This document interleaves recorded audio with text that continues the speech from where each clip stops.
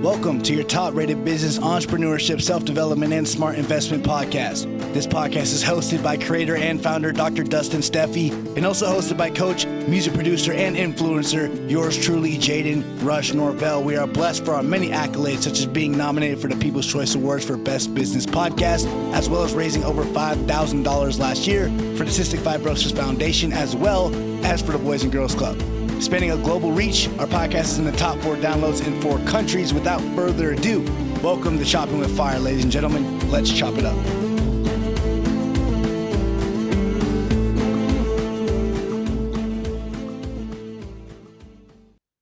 Hello and welcome to an episode of Chopping with Fire. You are joined with your host, Dustin Steffi. Jaden is on a hiatus with coaching the last few games of football. So you guys are stuck with me until Jaden can get back.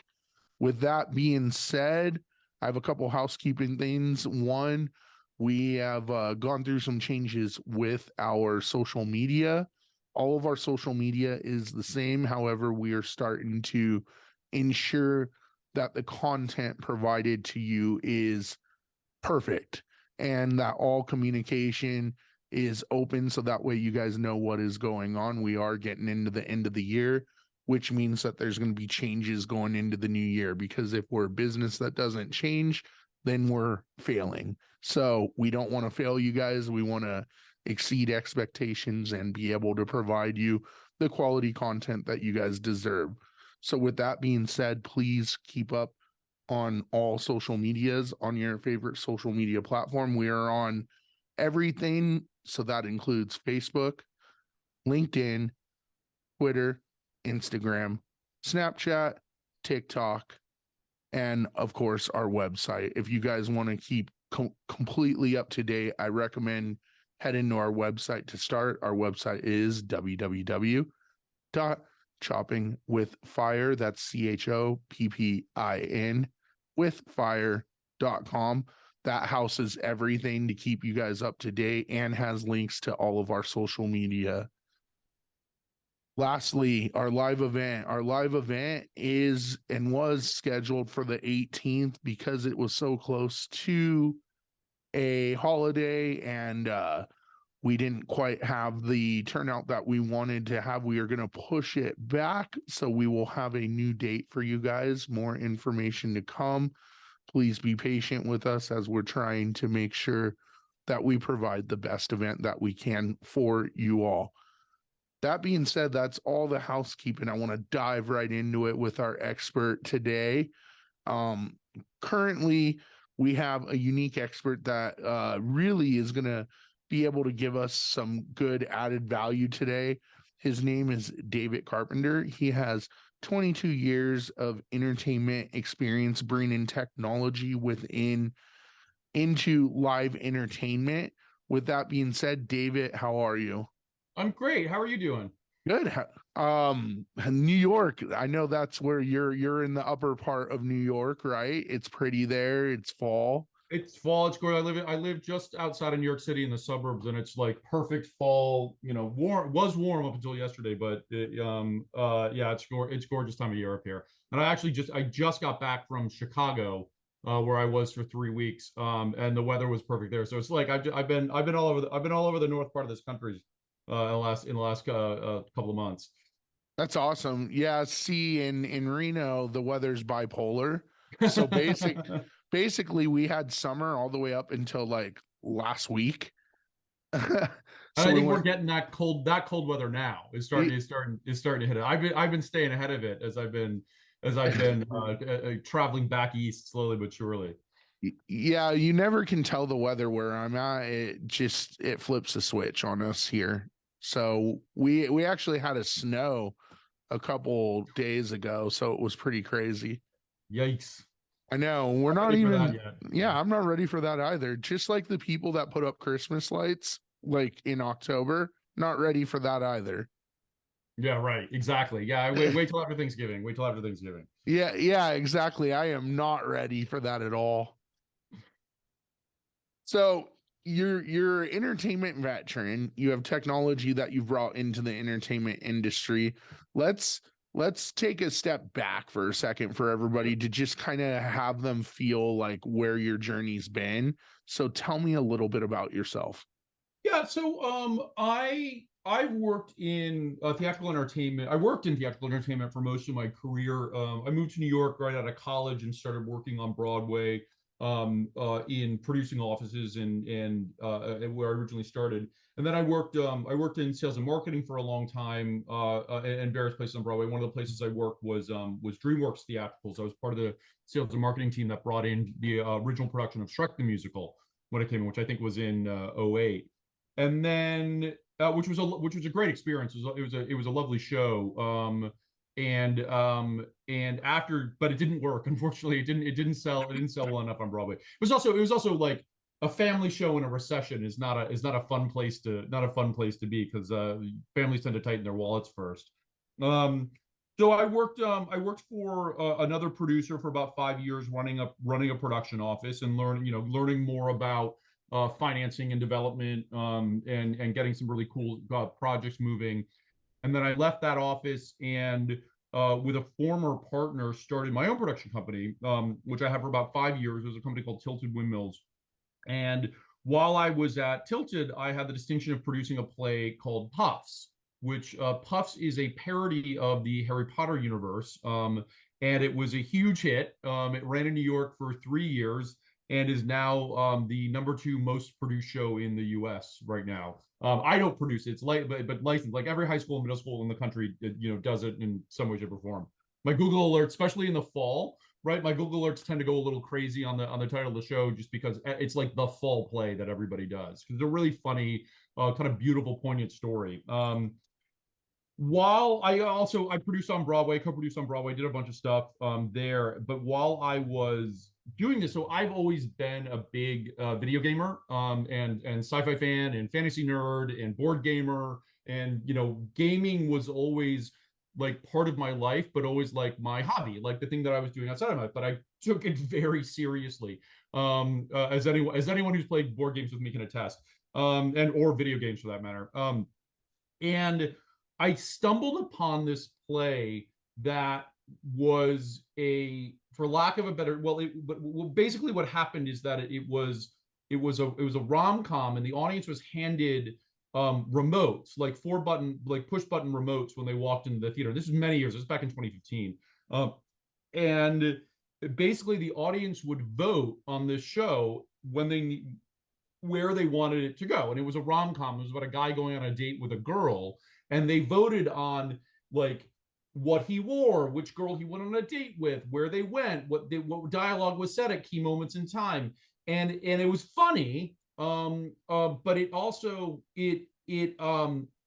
depending on how the voting was done, like what they voted for, the audience would they get like 10 different endings, right? So if they voted very successfully for the guy all the way through, he'd sleep with the girl at the end. If they voted very negatively for the guy at the end, he would like throw himself over a bridge or something terribly dark, like that, right? And I just was very kind of caught by this idea of bringing in this concept of gaming, because it's gaming, right? You're making choices, you have agency, and this idea of agency within live entertainment space. And I'd never seen anyone successfully execute a concept like that before. Now, the show itself wasn't terribly good, right? Like it wasn't a very good show. But the concept behind it, I was really taken with. And so I actually optioned the show and I started working on it. Couldn't get the author to take a note to save his life.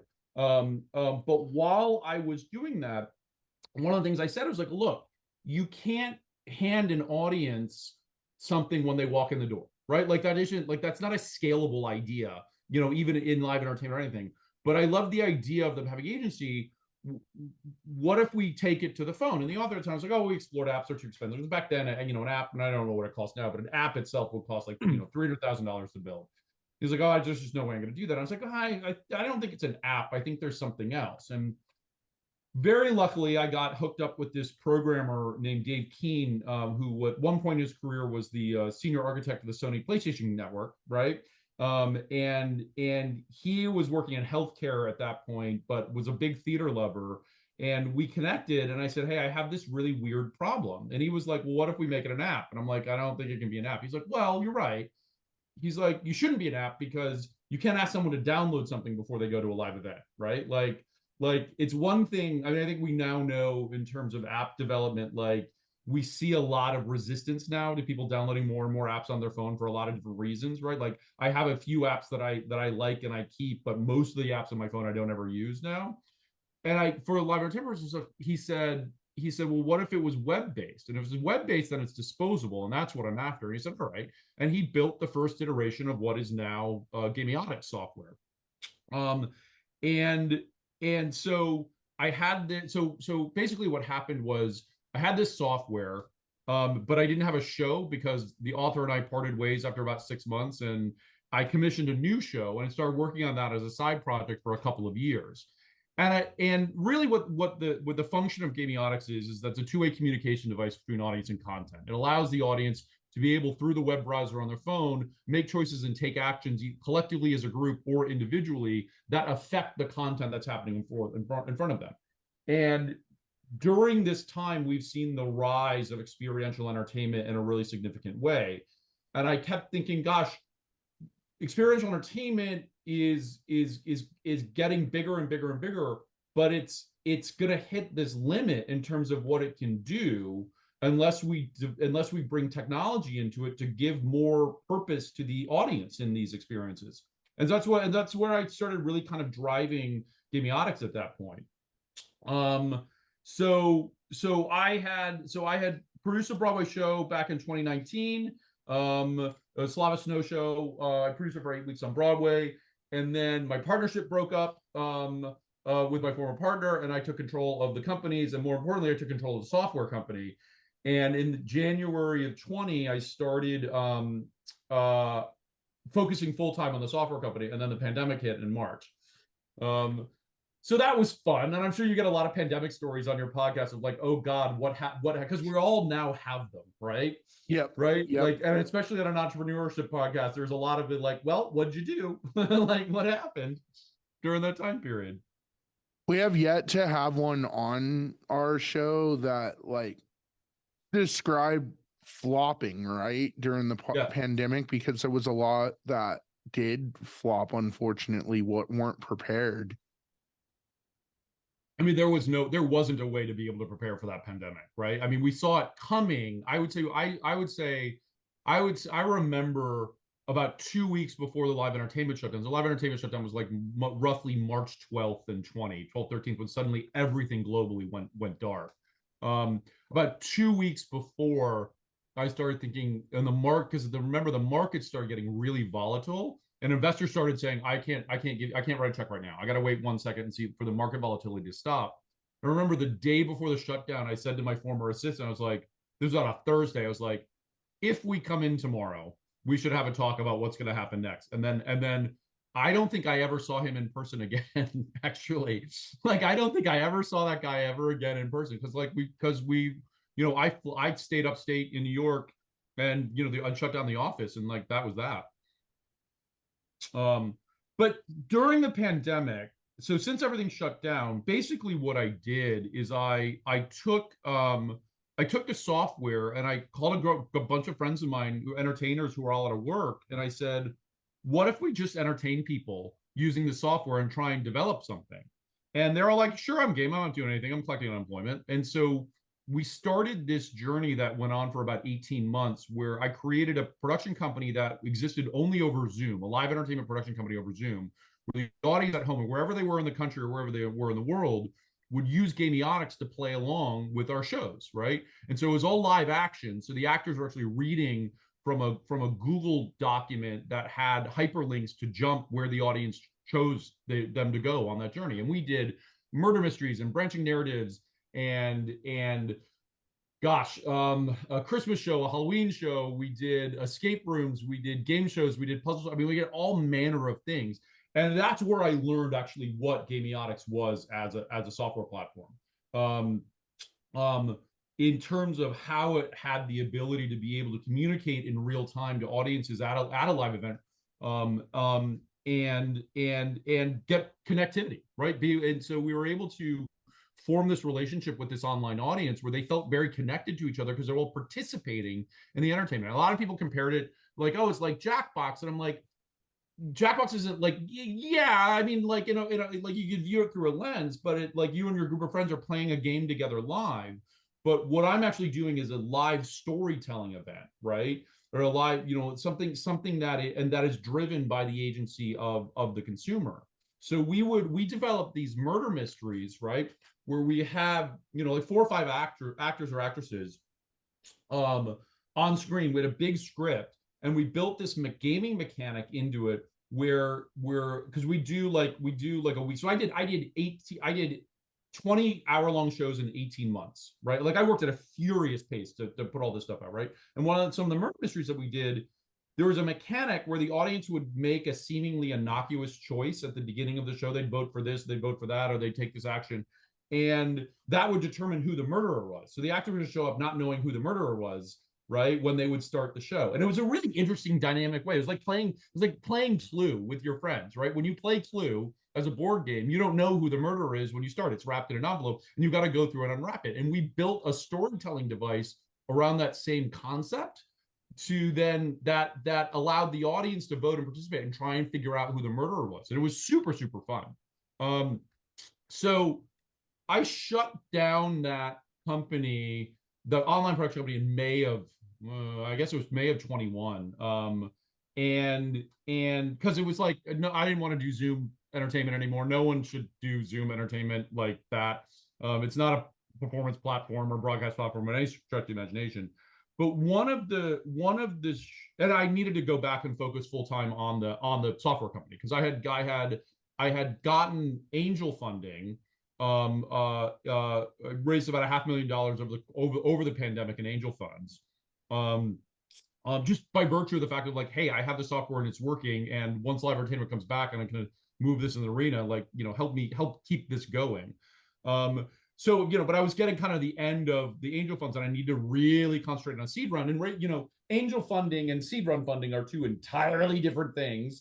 The stakes are very different. The what you're doing is very different. And it took me 6 months to figure out how to get the right place on the seed round for the company in terms of what I was building as a software company. Because there was that, and I'm sure you talked about the show, there was that I had started this in a B2C environment, right, with doing the online production company, but that wasn't what the software company wanted to be. The software is a B2B company. And so I actually had to learn how to pull myself away. And that's ironic, because I'm going to talk about another B2C company in a second. But I had to pull myself away out of the habits of being in a B2C company and really start focusing on what it meant to be in a B2B company to launch this, and also start thinking about it closer to a SaaS company, meaning other people being able to use the software. So I did a 6-month journey on trying to figure that out and get to the right place, which ultimately was successful in securing a seed round. So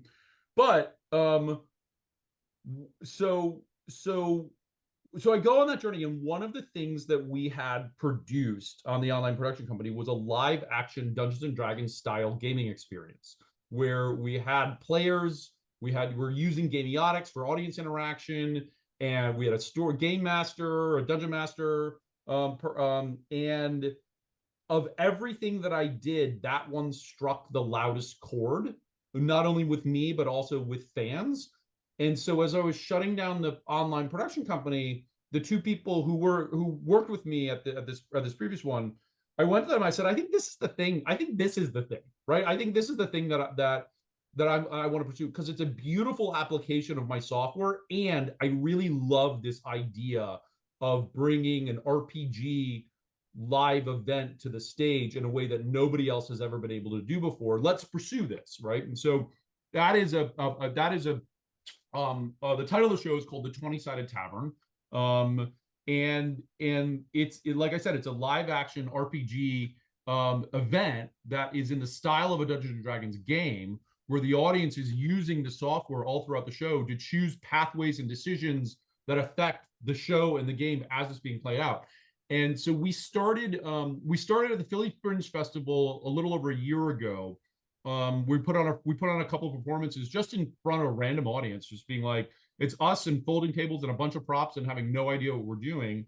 And the audience went nuts for it. I mean, just went nuts out of the gate in a really huge way. And me and my partners in that venture were like, okay, we have something here. Let's go figure this out. So right around that time, I secured my seed funding, and remember saying to the investors, I'm just gonna do this one thing over here, right? Like I'm gonna build this software company. I'm gonna do this one thing over here. And they're like, yes, they're like, because I was like, they're like, okay, well, let's see it go, but don't get too distracted, right? And I ironically, like what 20-Sided has grown up to become is the first and my first enterprise client for my software company. So, but I am also the CEO of the 20-Sided Tavern company as well, along with two partners. We built a live entertainment production company based on this idea and are having wild success with it right now. So happy to talk about it more, but that, I think that in a nutshell is my journey. I think that's a pretty robust journey, to be honest with you. A couple things that popped up that I wanted to hone in on. One, description of the different investors. I think Sure. that's a good thing to define, especially for entrepreneurs that are looking to get funding. So I'd like to dive into that. Sure. And then I'd like to dive in afterwards to some pandemic evolution, so lessons learned from the pandemic and like where you're heading now, because I think every company in the country has evolved post pandemic. I mean, it hasn't disappeared, but they've evolved. I mean, we didn't have very many jobs that were work from home, and now it seems like a lot of them offer the flexibility of a blended atmosphere now of working from home or going to work, or both.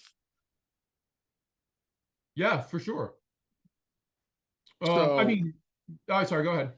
So I think we dive into kind of the different funding strategies, like what is an angel investor, what are some of the different terminology, so that way people know, and then we'll dive into the pandemic evolution.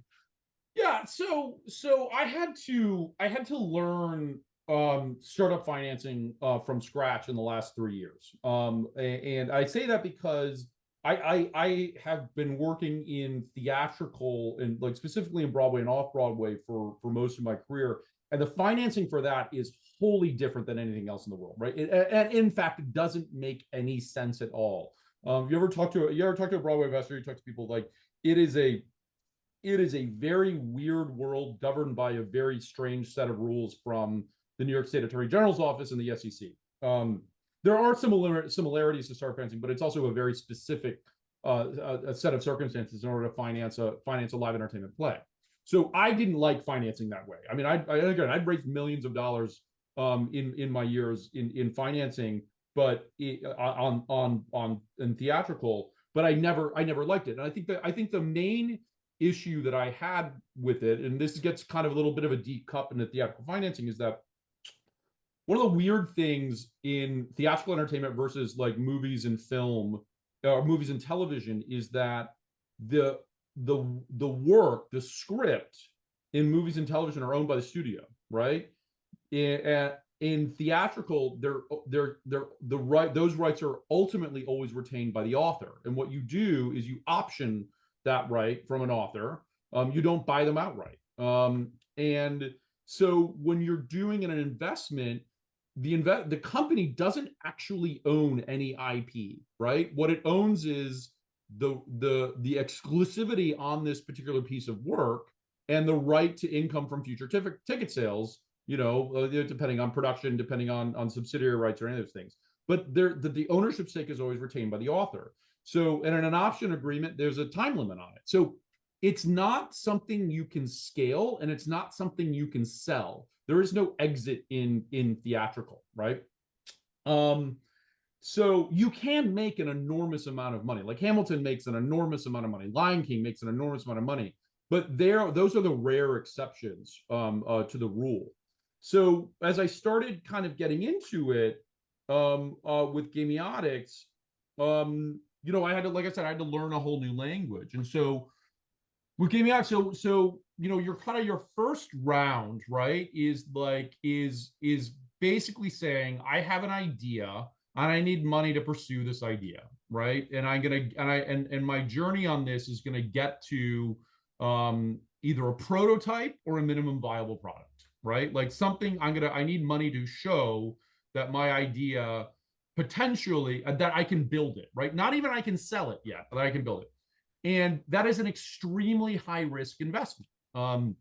So an angel investor, a lot of times in this world, are friends and family. They're people who know you personally, people who may have invested with you before, right, in other rounds. But it's a high risk investment because it's not really secured against anything because you haven't actually built the product yet. So what is that investment secured against? Because you're not going to have patents, you're not going to have copyrights when you're building the thing. That all comes in time. And so a lot of the vehicles that the financial vehicles, and I believe this was, if I have my history correct, this is pioneered by Y Combinator back in the day, is through what's called safe agreements, right? Which are simple agreements for future equity, right?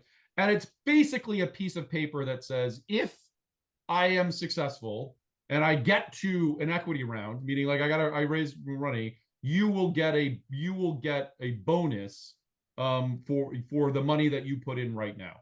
That's it. Not secured against anything. The company goes belly up the next day, right? That's it. You lose your money. I mean, it's a very, very high risk investment, right? And so a lot of angel rounds are run through safe investments. Back in the napkin calculation, most people raise anywhere between $300,000 and $500,000 in a safe, because that's usually about the limit of people writing small checks in order to do it, or how much you're going to be able to raise on that against that. In fact, I found that now several times, which is like the limit for me seems to be somewhere around $300,000 to $500,000 that I find a willingness in safes before you want to start securing it, before you need to show progress to investors for them to either come in for more.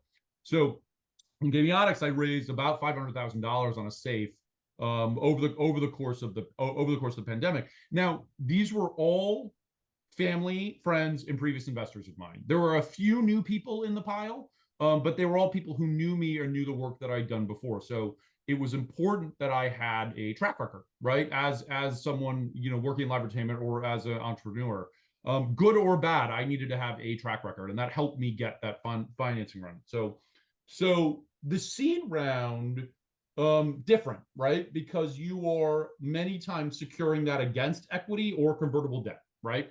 In that you are going for a larger amount of money, okay? So in order to build traction, right? I think that's what you're kind of like. So I built my prototype, built my MVP. Now I actually have to build the actual product now, right? And sell it to consumers and see if there is traction in the marketplace. And that round, that's usually anywhere from $1.5 million to $3 million in most tech companies, in most things that I see. It's saying, all right, I need to build a team, I need to finish the product, I need to roll it out, and I got to see if I can get some early clients and establish a baseline of sales or interest that can start generating revenue, right? So, when you get to that point, you're talking about valuations, pre-money valuations of the company, post-money valuations of the company. Like, all right, I'm going to give you $1.5 million. What do I get, right? What's my stake in this company versus what's your stake in this company versus what the original investor's stake in this company? And the seed round investors tend to be still risky, right? There's still a lot of risk, but it's a little bit less because you've proven that you've gotten something working, right? And now you're going to go to market with it and see if there's a strategy. And then after that is when you start getting into either second seed or a Series A, of where it's like, I have money, I have revenue. I mean, all my benchmarks from sophisticated investors say, once you get to $1 million a year in revenue, and your annual run rate is sitting at about $1 million a year, then you can sit down and open up a Series A for $5 to $10 million, right? Depending on how you're going to set your valuation. And then you're moving up into more and more sophisticated class of investors, people who are writing larger checks, larger offices, larger venture firms who have no interest in writing small checks. So that's actually the hardest part about all this, is that the people with a lot of the money are not interested unless they're writing $1 million or $2 or $3 million checks out of the gate, because it's just not a big enough bet for them. They can't make enough off $150,000 or whatever it is, right? So yeah, so that's and so I learned how to do this, right, through the pandemic, and I'm still learning. Like, the education period hasn't stopped. I think the pandemic has evolved us, right? Yeah. So if we look at evolution, it's evolved us. And I think furthermore, we're all still learning. I Yeah. don't think we have the perfect solution right now, but I think that we're getting closer and closer each day that passes because the pandemic changed us. Yeah. And we all of us that own a business outside of working a normal 9 to 5, right? We had to evolve, and we had to evolve and pivot on the fly, or else we failed. And Yeah. so I think it's important to, one, congratulate you on making it through the pandemic, because there were other businesses that weren't so fortunate. But two, to really just understand that, like, us as business owners, we're still evolving right now currently to perfect that equation. Yeah. And so I commend you, right, Thank for you. making it through, because there were other casualties that were involved that didn't. And it's unfortunate, and it's upsetting, because I'm a very big proponent of entrepreneurship, obviously with my podcast, but I'm also a big proponent of it because I feel that's what we were founded on. And that's what drives money into the economy, is the small businesses. The large businesses, yes, they drive money into the economy, but do they drive it in the same manner as a small businesses? Like, the small businesses really, like, I think, drive the economy a lot more, in my opinion. Yeah.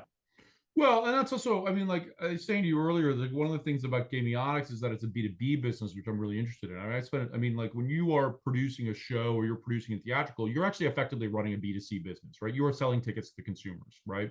Creating content, selling tickets to consumers. That's just what you do, right? Directly to consumer. The fun thing for Gamiotics is like one of the things that I'm after for is I love experiential entertainment, right? Experiential entertainment is everything from what Secret Cinema is doing over in the UK and soon to be in the US, to what Sleep No More does, to escape rooms, right? I mean, you could look at Disney World as the largest example of experiential entertainment. Like, you're in an environment that is crafted for you to tell a story and give you an experience that is specific. Meow Wolf across the US is a big experiential entertainment content producer. So there's a lot out of them, and they're rising. There's more and more stuff that's starting to happen. Disney's Galaxy Quest, if you heard about that, which is the Star, right? That's experiential entertainment for sure, right?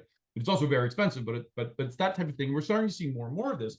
But one of the things that I identified early on was that there wasn't a lot of access for experiential creators to be able to build commercially successful models, right? When Meow Wolf is a great example. I mean, they are absolute geniuses at what they do, but it took a $3.5 million check from George R.R. Martin to get that company off the ground in the early days. And not everybody can build something, can get that $3.5 million check to start, right?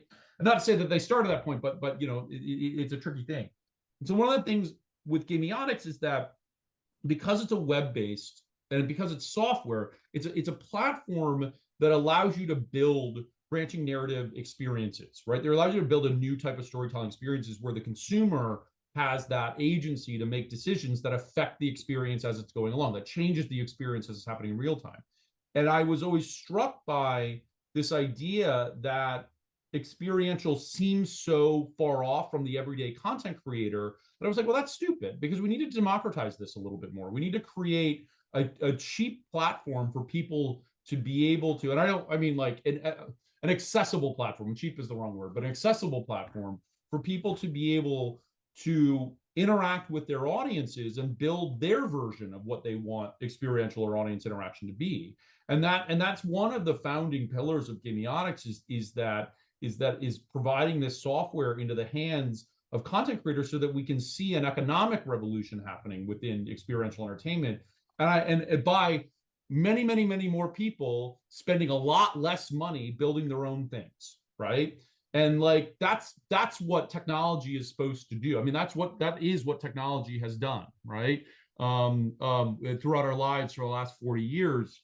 And the fact that everybody can use, I mean, like, remember, for a while it was Microsoft Word. Now Google has document and spreadsheet applications that are free to use for anyone anywhere on any computer, right?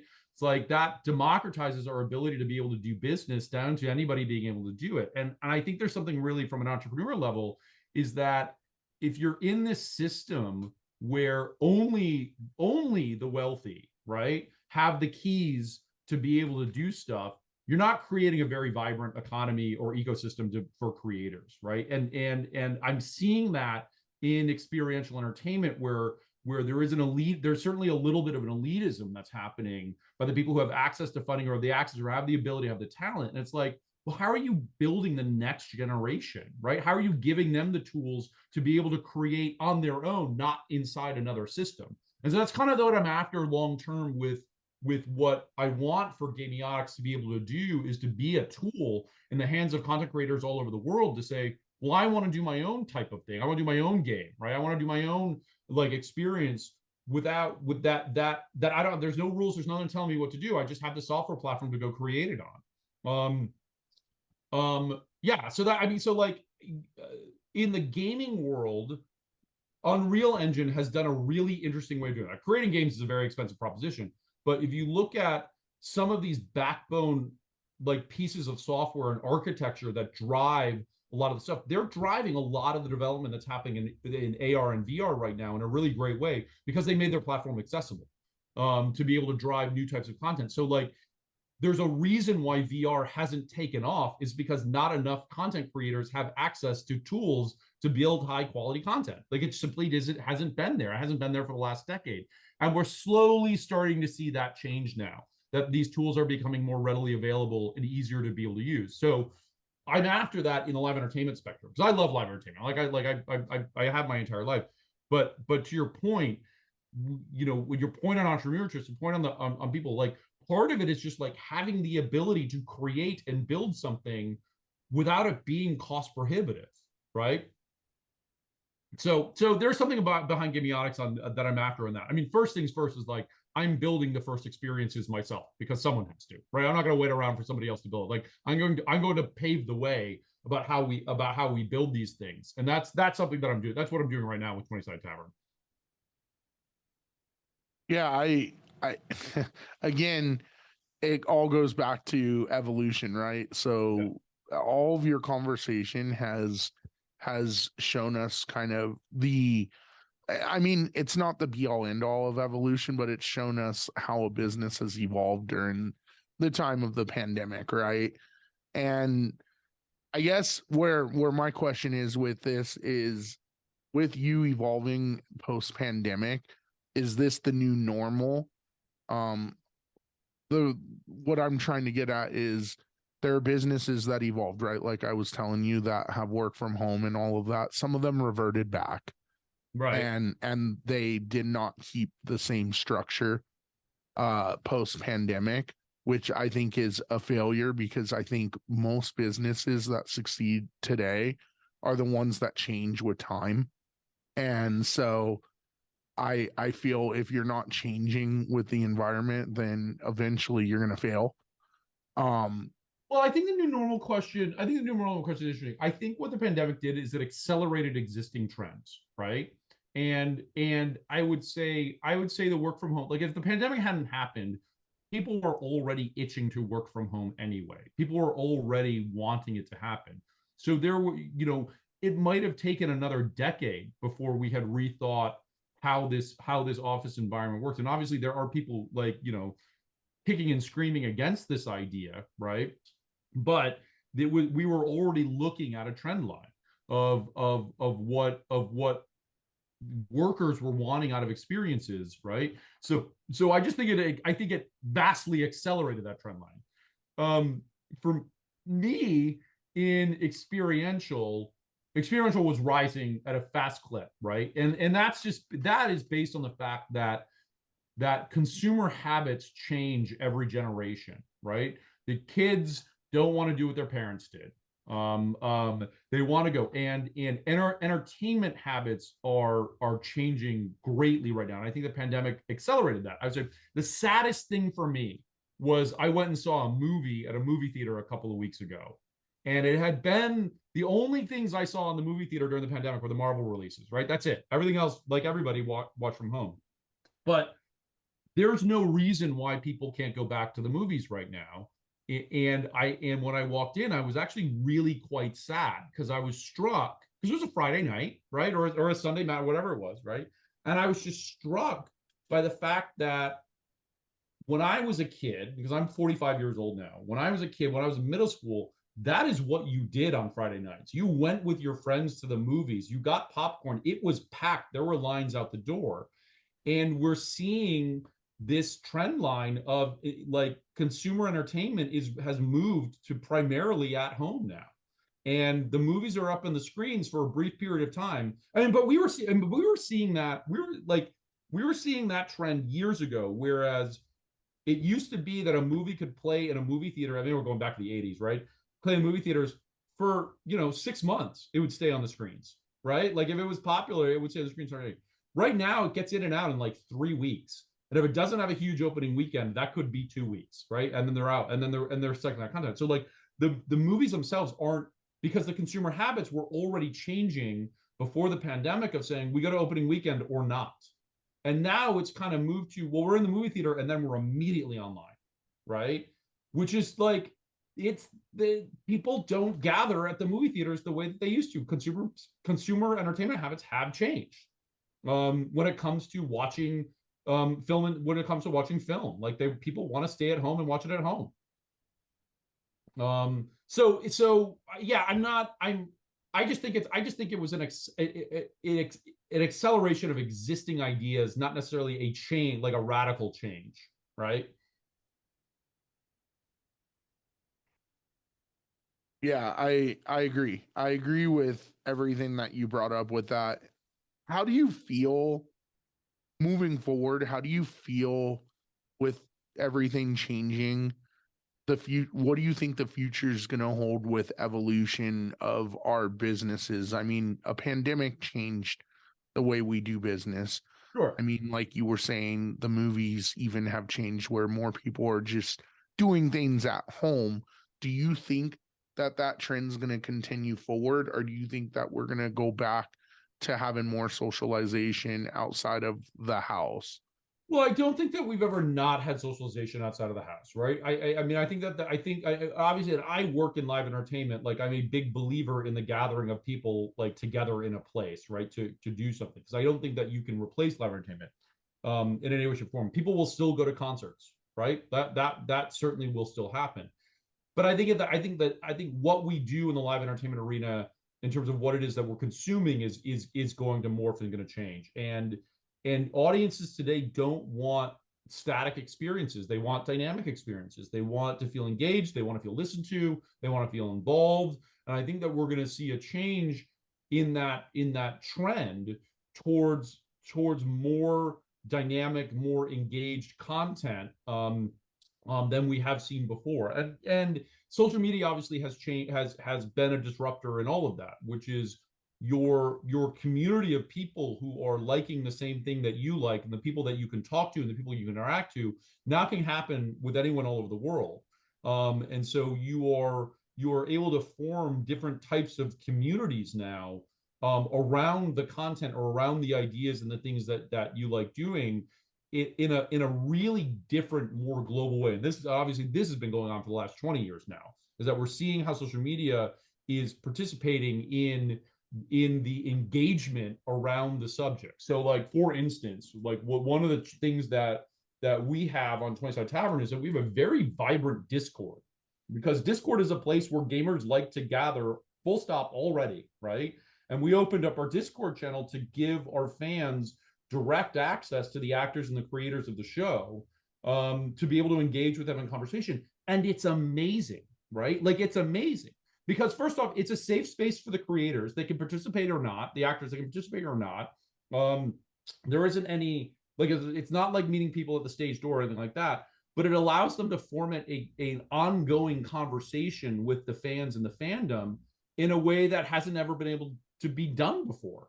And so I love our Discord. I think our Discord is an amazing place because it is simply about engagement and validation and recognizing and sharing in the joy of the thing we're doing. But it's also giving a level of access to the fans, not only to the creators, but also to each other about this thing that they love. And it's all happening. It all happens in real time. Because Discord is a place for conversations. Twitter and Facebook is not really a place for conversations. You don't really get in, like, you might get into a fight on someone's wall, but it's not a place that facilitates conversations. Discord has become really interesting in terms of facilitating conversations. And then, of course, you have this outlet of podcasts, which are wonderful ways to disseminate information and ideas and thoughts and things where you can have that passive experience as a user and listen to what's going on. So the fact that we have so many channels now informs us in entertainment creating, right? Like we have to be able to engage on a lot of different levels, not just put on a show. And I love that. I find that terribly, terribly exciting because at the end of the day, it's about fan engagement. It's about creating a community and creating a fan engagement. And the more tools we have to be able to do that, the more ways we have to engage, the better the product ends up being at the end of the day. Yep, I agree with you on that. I just got a question that came in. So Gamiotics has changed live entertainment, right?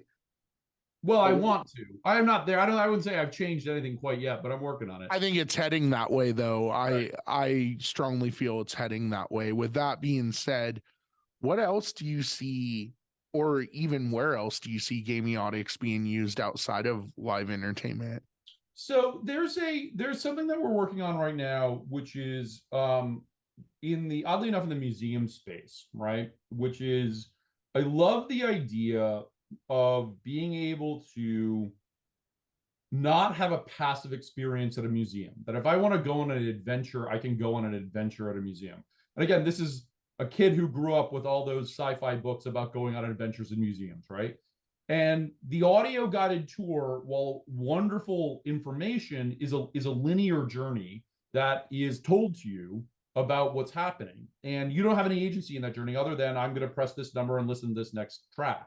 And so I'm developing a tool in Gamiotics that allows us to then create an experience at a museum space. And I use museum by example. This could be just about anywhere, but to be able to create an experience where your choices determine where you go and what you learn and what happens next, so that you could come back and do it again and go on a totally different adventure, and be able to do it over and over again. We see that on Twenty-Sided Tavern in terms of audiences coming back because it's never the same show twice.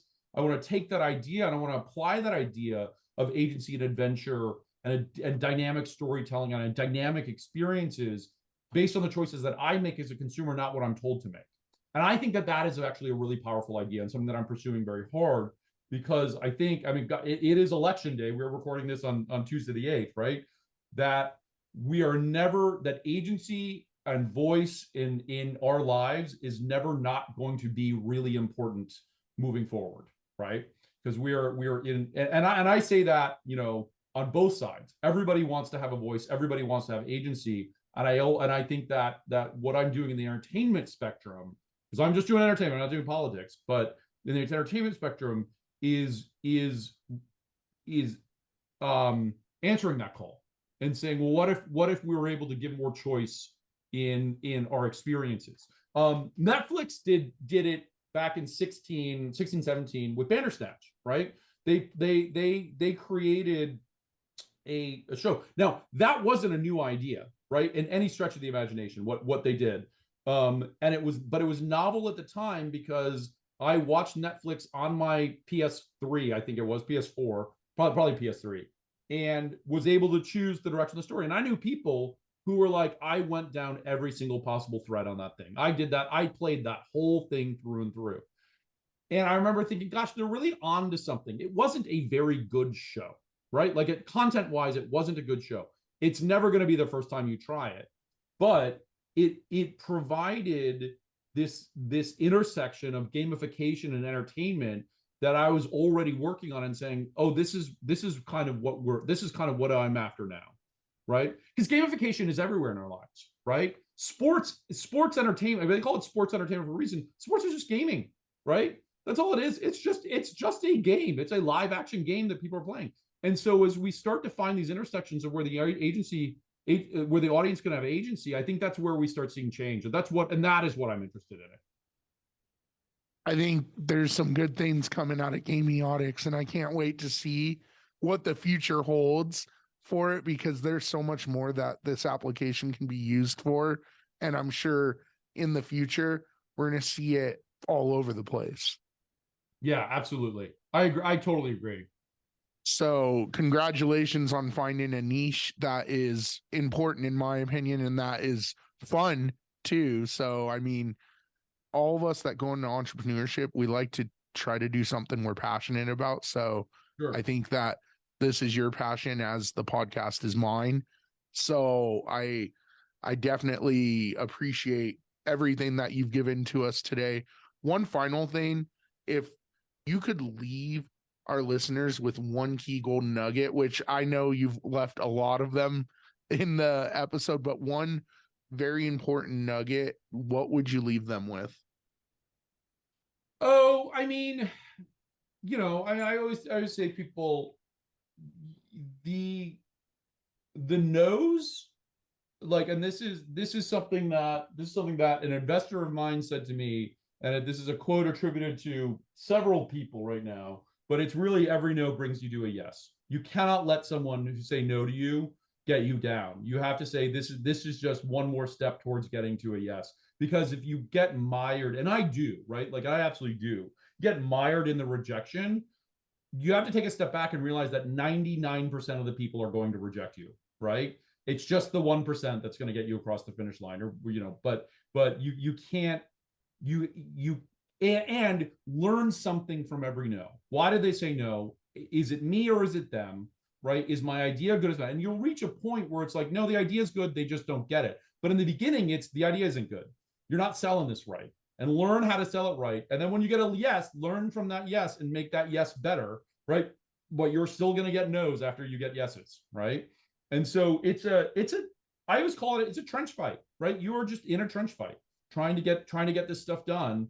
And you just have to steel yourself against it. It is a tough business, especially if you're not walking to the table with, a trust fund, right, to start a business. Like if you're bootstrapping it yourself, you're doing it yourself, like it is challenging, but nothing easy is worth it.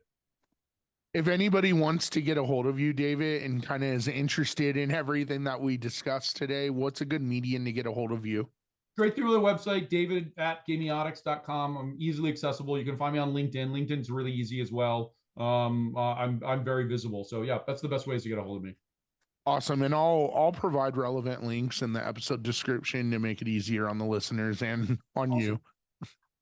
Perfect. I appreciate everything that you've given to us. So thank you. Thank you for coming on. Thanks so much. Thanks for the time today. I appreciate it. Yep. Thank you.